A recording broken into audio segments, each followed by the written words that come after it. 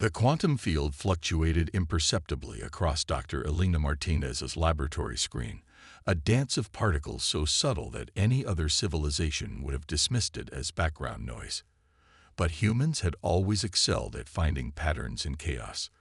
Elena watched the readings with growing excitement, her dark eyes reflecting the soft blue glow of the holographic display. After 15 years of work, the breakthrough was finally happening. "Director Chen needs to see this," she whispered, her fingers already composing the encrypted message that would change humanity's future. In the depths of Europa's underground research facility, humanity's greatest secret was about to emerge. 12 billion kilometers away, High Chancellor Vex of the Galactic Council stood at his observation deck, watching the swirling nebula beyond the Council's capital world of Axiom Prime. His crystalline form caught the starlight, refracting it in patterns that betrayed his unease. The latest reports from Earth sat in his consciousness, transmitted through the biotech interface that all Council members shared. The humans were behaving oddly. Their official communications remained primitive, their spacefaring capabilities limited to their solar system. Yet something felt wrong. Power consumption across their colonies on Mars and Europa had increased by 30% over the past decade, but their registered spacecraft numbers remained the same. The climate engineering projects they claimed to be running didn't account for the energy disparity. "You're obsessing over primitives again, Vex," came a melodious voice from behind him. Archon Lyra, her crystalline form more elaborate than his, approached with the fluid grace characteristic of their species. "The humans are centuries away from achieving anything of significance." Vex's facets darkened slightly, his equivalent of a frown. "They're building something, Lyra. Their patterns don't match their declared activities." "They're humans," Lyra dismissed with a harmonic laugh that resonated through the chamber. "Their greatest achievement is reaching their own moon without our help. They don't even have proper FTL drives." The Council had maintained its power through careful control of faster-than-light technology. Every species that joined the Council was granted access to FTL drives, but the technology was carefully regulated, ensuring the Council's dominance remained unchallenged. Humanity had been offered membership centuries ago, but they had declined, preferring their independence despite the technological limitations it imposed. Back on Europa, Elena Martinez stood before Director Sarah Chen, watching as the veteran administrator absorbed the implications of the quantum field readings.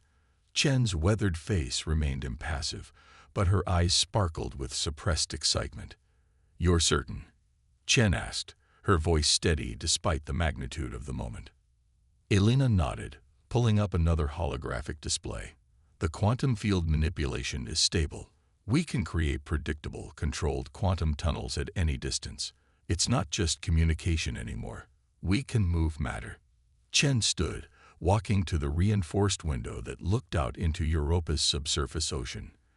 Ice sheets stretched endlessly above them, their facility hidden beneath kilometers of frozen water. The perfect cover for humanity's greatest project. "How long until the first ship is ready?" she asked. "The prototype is already complete," Elena replied. "We've been running simulations for months. The quantum drive works, Director. We can move instantly between any 2 points in space without passing through the space between." Chen allowed herself a small smile. The Council's precious FTL technology, the cornerstone of their power, was about to become obsolete. Humanity had taken a different path, exploring the quantum realm while the Council remained fixated on conventional faster-than-light travel. "Begin final preparations," Chen ordered. "And Elena, not a word of this leaves this facility. As far as the Council is concerned, we're still struggling with basic fusion drives." The next few months saw feverish activity across human space, all of it carefully concealed from the Council's watching eyes. Deep within asteroids and beneath planetary surfaces, quantum drives were installed in secretly constructed ships. Each vessel was a masterpiece of human engineering, designed to appear primitive on the outside, while housing technology that would reshape the galaxy's balance of power. On Mars, Admiral James Rodriguez inspected the growing fleet hidden within the massive caverns of Olympus Mons. The ships looked deceptively simple, utilitarian designs that the Council would dismiss as barely spaceworthy. But appearances were deceiving. Each vessel carried a quantum drive capable of instantaneous travel across any distance, and weapons systems that operated on principles the Council had never considered. "Status report," he commanded, his voice echoing in the vast underground chamber. Commander Yuki Tanaka stepped forward, her tablet displaying the latest figures. 30 ships ready for quantum integration, Admiral. Another 50 in final construction phases. The Council's satellites just completed their monthly sweep. They suspect nothing. Rodriguez nodded, studying the nearest vessel. The Council's arrogance had always been their weakness. They were so convinced of their technological superiority that they never considered humanity might discover something they had missed. In deep space, a Council survey vessel detected an unusual energy spike near Saturn's rings. The ship's captain, a methane-breathing Zoraxian named Krell, dutifully reported it to his superiors. The response came swiftly. Natural phenomenon. No further investigation required. Krell wasn't convinced, but Council orders were absolute. As his ship prepared to jump to its next survey point, he couldn't shake the feeling that they were missing something important. The energy signature hadn't matched any known natural phenomenon in the Council's vast databases.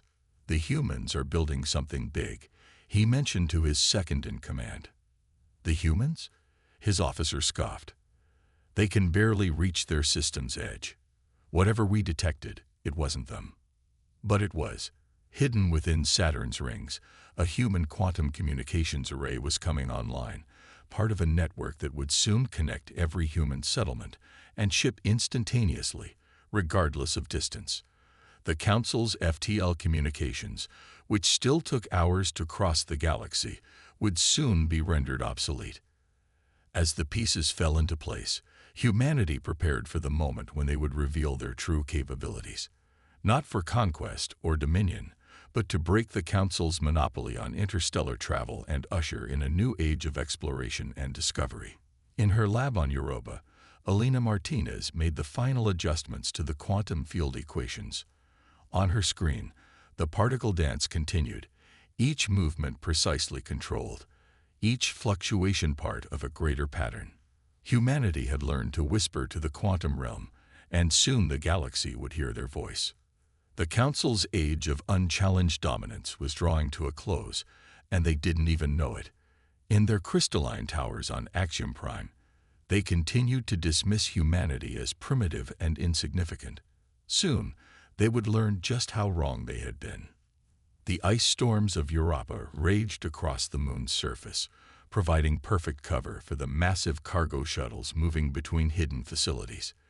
Deep beneath the chaos, Admiral Sarah Chen stood in the central command center, watching as another quantum drive came online. The holographic display showed a perfect success rate, the 20th in a row. "The Council's annual inspection is in 3 days," Commander Davis reported, his weathered face illuminated by the soft blue glow of the quantum field monitors. "Their sensors will be looking for any sign of advanced technology." Chen allowed herself a slight smile. "Let them look. Everything they're capable of detecting is carefully calibrated to appear within their expected parameters for a primitive species." The deception had become an art form.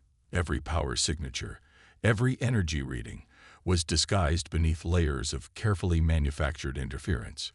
The Council's own arrogance worked in humanity's favor. They were so convinced of their superiority that they never looked too closely at the background noise their sensors detected. On Axiom Prime, High Chancellor Vex stood before the full Galactic Council, his crystalline form pulsing with barely contained frustration.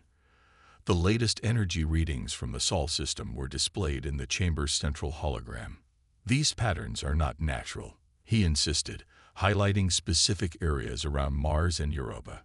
"The humans claim they're testing new mining equipment, but the energy signatures don't match any known mining operation." Archon Lyra's harmonic laugh echoed through the chamber.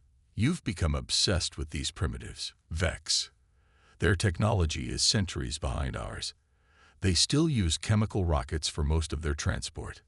That's exactly my point, Vex countered. Their official technology level doesn't match their energy consumption. Something isn't adding up. The council chamber erupted in dismissive chatter. The idea that humans could pose any kind of technological threat was laughable to most of the assembled species. Humans were considered barely more than clever animals, tolerated only because they occasionally produced interesting art or music. Meanwhile, in the vast underground chambers of Olympus Mons, humanity's first full quantum battle fleet was taking shape. Commander Yuki Tanaka walked along the gantries, inspecting the final installations on the flagship TSV Prometheus. The vessel's outer hull was deliberately designed to look outdated, masking the revolutionary technology within. Final quantum field tests are complete, her chief engineer reported. The drive can move the entire ship instantly across unlimited distances. No conventional sensors will detect the transit. We'll simply disappear from one location and appear in another. Tanaka nodded, running her hand along the ship's hull. And the weapons systems. Quantum-locked particle beams, gravity manipulation arrays, and temporal distortion fields. Nothing the Council has ever seen before. We're not just matching their technology. We're leapfrogging it entirely. In orbit around Saturn, the quantum communications network continued to expand. Each new node was disguised as debris or natural formations within the rings, creating an invisible web of instant communication that spanned the solar system. Soon, it would reach far beyond. Captain Marcus Wong, commanding the seemingly primitive mining vessel Prospector, carefully monitored the installation of another quantum node. His ship's exterior looked like it could barely handle interplanetary travel, but its true capabilities would have shocked the Council's observers. Council survey ship detected at the edge of the system, his sensor officer reported. They're running standard scans. Wong didn't even look up from his work. Let them. All they'll see is another human mining operation, barely worth noting in their reports. The Council ship passed by, its advanced sensors detecting exactly what humanity wanted them to detect. Nothing of consequence. The ship's captain filed yet another routine report about primitive human activities, never realizing they had just witnessed the installation of technology that would reshape the galaxy. Back on Europa, Dr. Elena Martinez was briefing a group of new quantum engineers. The facility had expanded significantly, hidden chambers extending deep into the moon's ice. Every new addition was carefully shielded, its power signatures masked by an array of technological sleight of hand.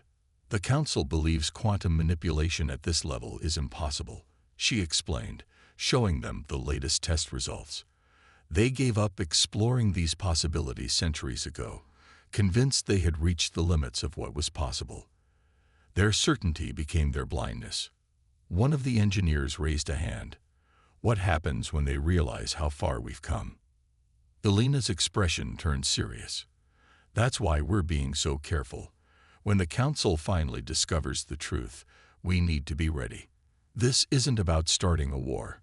It's about ending their monopoly on space travel and communication. We're going to change the galaxy, but we'll do it our way. In his private chambers on Axiom Prime, High Chancellor Vex reviewed the latest reports from Earth. Something about the numbers kept nagging at him. The humans' power consumption, their resource usage, the movement of materials between their colonies, none of it quite added up. But every time he raised his concerns, they were dismissed. The Council was too comfortable in its superiority, too certain that their technology could not be surpassed, especially not by a species they considered primitive. As the Council slept in its complacency, humanity's preparations continued. In hidden facilities across the solar system, quantum ships were being completed and crews trained.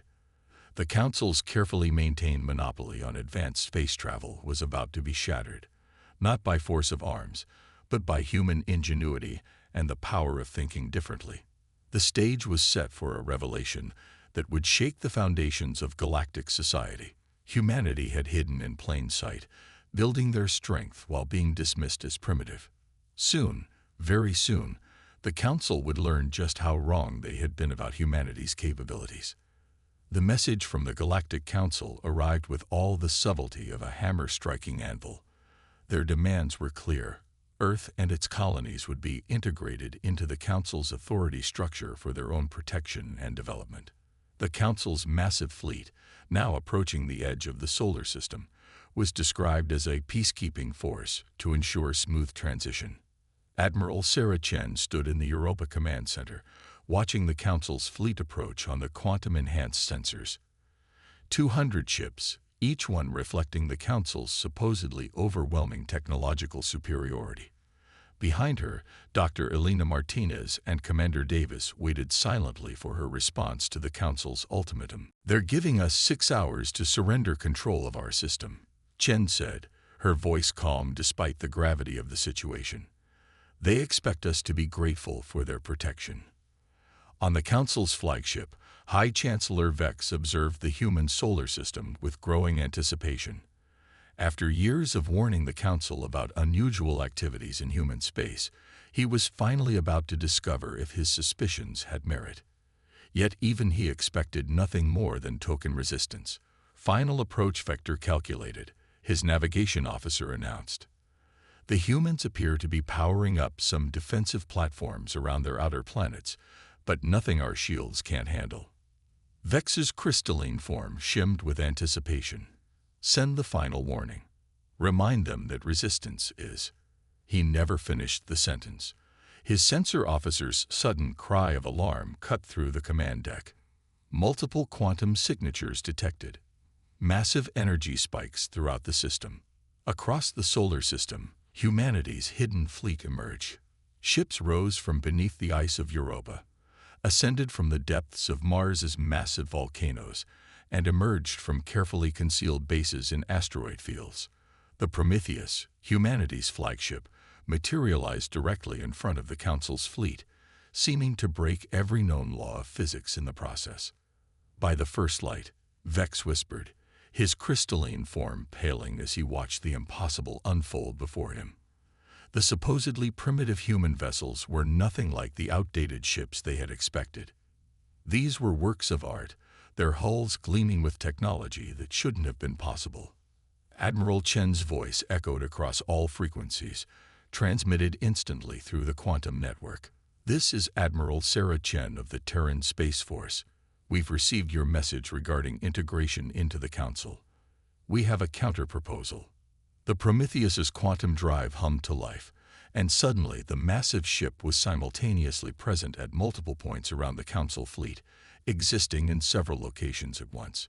It was a display of technology so advanced that many of the Council's sensor systems simply shut down, unable to process what they were detecting.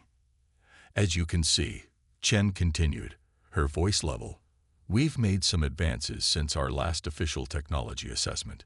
We're not interested in integration under Council authority. However, we are prepared to offer something far more valuable: partnership." On Axiom Prime, the assembled Council members watched in stunned silence as the sensor data poured in. Humanity hadn't just matched Council technology. They'd surpassed it in ways that should have been impossible. The quantum drives alone represented a leap forward that made conventional FTL travel look primitive by comparison. Back in the solar system, Elena Martinez monitored the quantum field readings from her station on Europa. "The field is stable, Admiral. We can maintain this demonstration as long as needed." The Council fleet remained frozen in space, their commanders clearly struggling to process what they were witnessing. The humans they had dismissed as primitives had not only developed quantum technology far beyond Council capabilities, but had done so in complete secrecy. "Your fleet's FTL drives rely on brute force to tear through space," Chen explained to the stunned Council commanders. "Our quantum drives sidestep these limitations entirely. We don't travel through space. We simply exist in our new location. No energy waste, no spatial distortion, no temporal displacement." Commander Davis stepped forward, adding his own analysis to the transmission. "We've also noted some concerning vulnerabilities in your fleet's defensive systems. Would you like a demonstration of how quantum-locked particle beams interact with your shield configurations? The threat was subtle but clear.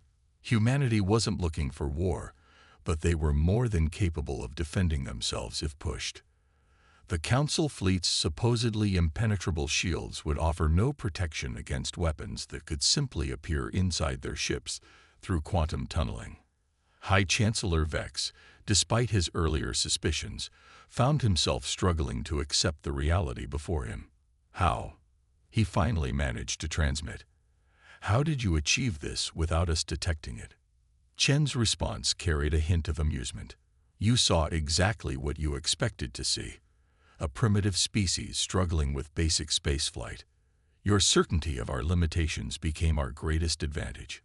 While you watched our chemical rockets and fusion experiments, we were exploring aspects of quantum physics your scientists had dismissed as impossible centuries ago. The Prometheus shifted again, its quantum field allowing it to exist partially in multiple dimensions. The display was meant to drive home a simple point. Humanity hadn't just caught up to Council technology, they'd left it behind entirely. We're offering you a choice, Chen continued. Continue thinking of us as primitives to be conquered, in which case we'll be forced to demonstrate more of our capabilities, or accept us as equals and partners in building a better galaxy. The quantum drive technology alone could revolutionize travel and commerce across Council space, and that's just the beginning of what we could achieve together. The Council fleet hung motionless in space as the reality of their situation sank in. The species they had come to subjugate had just revealed themselves to be technologically superior in almost every way that mattered. Yet, instead of using that superiority to dominate, they were offering partnership and cooperation. As the Council commanders conferred frantically with their superiors on Axiom Prime, humanity's fleet maintained their positions, their quantum drives allowing them to be everywhere and nowhere at once. The age of Council technological supremacy was over. The only question now was how the Council would adapt to this new reality. The great halls of Axiom Prime had never been so quiet. 2 weeks after humanity's revelation of their quantum technology, the Galactic Council found itself in an unprecedented situation. The crystalline forms of the Council members reflected the dim starlight as they watched the human delegation approach. Admiral Sarah Chen led the small group, accompanied by Dr. Elena Martinez and a team of quantum physicists. Their footsteps echoed through the vast chamber, a sound that seemed to emphasize how completely the galaxy's power structure had been upended. The humans approach our sacred chambers without proper ceremonial preparations, whispered one of the junior council members, their crystalline form flickering with indignation. High Chancellor Vex silenced them with a gesture. They've earned the right to approach as equals, perhaps more than equals. The human delegation reached the center of the chamber, where a holographic display sprang to life, showing the quantum field equations that had revolutionized space travel. Elena stepped forward, her movements confident despite the gravity of the moment. What we're about to share will fundamentally change how the galaxy approaches space travel, communication, and energy production, she began. But first, we need to address the elephant in the room. Your monopoly on FTL technology is no longer viable. The Council chamber erupted in murmurs. For centuries, the Council had maintained its power through careful control of faster-than-light technology. Every species that joined the Council was granted access to FTL drives, but the technology was carefully regulated, ensuring the Council's dominance remained unchallenged. You propose to simply give away such powerful technology. Archon Lyra's voice carried a note of disbelief. The chaos that would ensue would be far less destructive than maintaining artificial barriers to progress. Chen interrupted. We've seen how your system of technological control has stifled innovation across the galaxy. Species are so focused on gaining access to your approved technologies that they've stopped looking for alternatives. In orbit above Axiom Prime, the Prometheus hung in space, its quantum field allowing it to partially exist in multiple dimensions simultaneously. The display was a constant reminder of how far humanity had advanced while the Council wasn't looking. Commander Yuki Tanaka, monitoring the proceedings from the Prometheus, watched as data from across Council space began flooding in. Other species, emboldened by humanity's example, were beginning to question the Council's technological restrictions. The Zentari have officially requested access to our quantum communication protocols, her communications officer reported. The Nexians and Vortex Collective are also sending diplomatic inquiries. Tanakan nodded, unsurprised. Forward all requests to Admiral Chen. This is exactly what we hoped would happen. Back in the Council chamber, Alina was explaining the basic principles behind quantum field manipulation. The holographic display showed how humanity had approached the problem from an entirely different angle than the Council's scientists. You focused on forcing your way through space-time, she explained. We learned to work with it instead. The quantum realm isn't just another layer of reality. It's the foundation of everything. Once we understood that, the possibilities became endless. The Council members watched in growing amazement as she demonstrated how quantum fields could be manipulated to achieve effects they had long thought impossible. It wasn't just about transportation anymore. Humanity's quantum technology had applications in energy production, manufacturing, even medicine. High Chancellor Vex, who had long suspected humanity was hiding something, found himself fascinated by the elegance of their solutions. You could have used this technology to dominate the galaxy, he observed. Why choose to share it instead? Chen's response was immediate and firm. Because progress through domination isn't progress at all. We didn't develop this technology to rule the galaxy. We developed it to explore it, to understand it, to make it better. As if to emphasize her point, the quantum field around the Prometheus shifted, creating a temporary window into other dimensions. The display wasn't meant to intimidate, but to inspire, to show the Council and all watching species what was possible when artificial limitations were removed. We're proposing a new model, Chen continued. Open sharing of technology, collaborative research, and mutual development. The Council can still play a vital role, not as controllers of technology, but as coordinators of cooperation between species. The implications were staggering. For centuries, the Council had maintained stability through careful control of technological advancement. Now, humanity was suggesting they throw open the doors of innovation and trust in the collective wisdom of all species to handle the consequences. There will be challenges, Alina acknowledged, addressing the concerns she could see written in the Council members' crystalline forms. Some species might misuse the technology. Others might resist change. But keeping the galaxy in technological chains isn't the answer. Across Council space, the news was spreading. Humanity's quantum technology wasn't just a new method of travel, it was a complete paradigm shift in how the galaxy approached scientific advancement. Species that had long accepted the Council's restrictions began to question, to experiment, to push boundaries they had previously thought absolute. The Prometheus's quantum field pulsed gently, its very existence a testament to what was possible when a species refused to accept artificial limitations. In its gleaming hull, the Council members could see their own reflections, distorted and changed, much like the power structure they had maintained for so long. The choice is yours, Chen concluded, her voice carrying across the chamber. Continue trying to control the flow of technology, fighting an increasingly impossible battle against innovation and progress, or join us in building something new. A galaxy where advancement is driven by cooperation and shared discovery, not artificial scarcity and controlled access. The Council chamber fell silent as the magnitude of the decision before them became clear. The old way of maintaining power through technological control was over. The only question was whether they would adapt to the new reality or be left behind by it. 1 year after humanity's revelation of quantum technology, the galaxy had changed more than anyone could have predicted. The great dome of the Quantum Research Institute on Axiom Prime gleamed in the light of 3 suns, its architecture a blend of human innovation and Council aesthetics. Inside, scientists from 100 different species worked together, exploring possibilities that would have been unthinkable just months before. Dr. Elena Martinez stood at the main quantum observatory, watching as ships from across the galaxy utilized the new quantum travel networks.